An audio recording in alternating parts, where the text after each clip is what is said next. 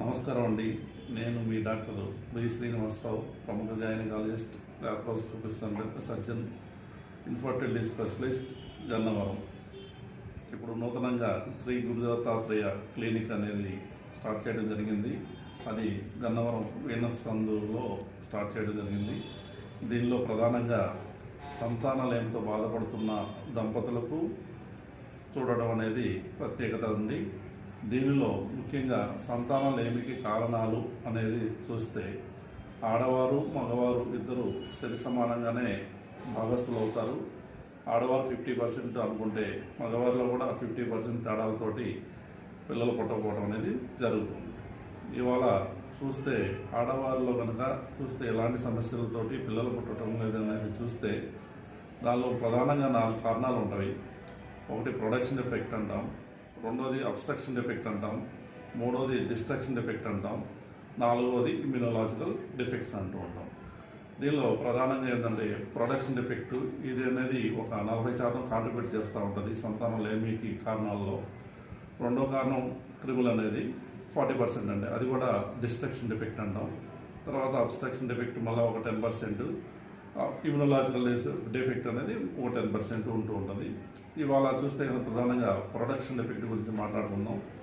ఈ production defect వచ్చేసరికి ప్రధానంగా ప్రతి నెల బ్రెయిన్లో నుంచి ఆడవాళ్ళలో 2 రకాల హార్మోన్స్ స్టార్ట్ అవుతాయి. ఫస్ట్ 15 రోజుల లోపల అవి 2 హార్మోన్స్ FSH LH అంటూ ఉంటాం.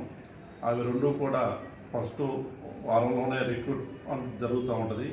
అవి పెరిగి అది అండాశయం మీద పనిచేస్తూ ఉంటుంది. అండాశయంలో నుంచి 1 కానీ 2 కానీ అండాలను పరిపక్వం చెందించి వాటిని బాగా పరిపక్వానికి వచ్చి బాగా పండేటట్టు చేసి అప్పుడు రప్చర్ అవుతుంది అంటాం. అంటే పగిలేటట్టు చేస్తే అక్కడి నుంచి ఒక అండం అనేది ప్రతి నెల వస్తూ ఉంటుందండి.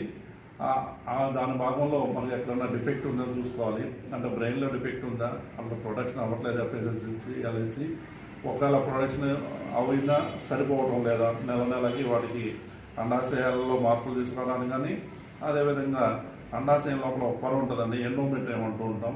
ఆ ఎండోమీటర్లో కూడా ఈ 2 రకాల హార్మోన్స్ అనేది ఒక రకమైన తేడాను తెస్తూ ఉండాలి నెల. సో ఈ నెల రావట్లేదంటే, ఒకవేళ వచ్చినా ఎక్కువ రావట్లేదు కానీ తక్కువ రోజులు రావడం కానీ, మెన్స్ట్రువల్ ఇర్రెగ్యులారిటీస్ కానీ ఉంటే ఈ హార్మోన్లో ఎక్కడో కూడా ప్రాబ్లమ్స్ ఉన్నట్టు ఉంటుందండి.